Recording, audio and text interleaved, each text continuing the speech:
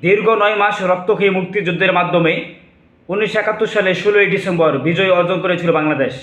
মহান মুক্তিযুদ্ধে যারা অংশগ্রহণ করেছে তাদেরকে আমরা শ্রদ্ধাভরে স্মরণ করছি। বিজয়ের 55 বছরের পদার্পণ করেছি আমরা, কিন্তু এখনও চূড়ান্ত বিজয় আসে নাই। সাম্য, মানবিক মর্যাদা, সামাজিক ন্যায় বিচার বাংলাদেশে প্রতিষ্ঠিত হয় নাই। দেশের প্রতিটি সেক্টরে দুর্নীতি, দুঃশাসন চলছে। চাঁদাবাজি, টেন্ডারবাজি সহ সব ধরনের অপকর্ম জারি আছে। এখনও মানুষ খুন হচ্ছে, গুম হচ্ছে, দেশের টাকা বিদেশে পাচার হচ্ছে, সব জায়গায় বৈষম্য জারি আছে। আমরা এই ধরনের শাসন ব্যবস্থা, এই ধরনের বাংলাদেশ দেখতে চাই না। তাই আসুন আগামী জাতীয় সংসদ নির্বাচনে হাত পাকা প্রতীকে ভোট দিয়ে, ইসলামী দলগুলোকে ভোট দিয়ে আমরা আমাদের সেই চূড়ান্ত বিজয়ের লক্ষ্যে পৌঁছাতে চাই। ইসলামী দলগুলোকে যদি আমরা রাষ্ট্র ক্ষমতার দায়িত্ব দিতে পারি, তাহলে একটি ন্যায়, ইনসাফ ভিত্তিক, কল্যাণমূলক রাষ্ট্র প্রতিষ্ঠিত হবে। আমরা ভারতের আধিপত্য থেকে বের হয়ে আসতে পারবো।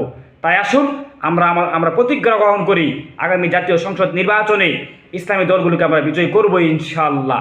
আমরা আমাদের সেই বিজয়ের চূড়ান্ত কাঙ্ক্ষিত লক্ষ্যে আমরা পৌঁছাতে পারবো যদি আমরা ইসলামী দলগুলোকে রাষ্ট্র ক্ষমতার দায়িত্ব দিতে পারি। ভারতের আধিপত্য বাংলাদেশে চলতে দেওয়া হবে না ইনশাআল্লাহ। ইনকিলাব জিন্দাবাদ।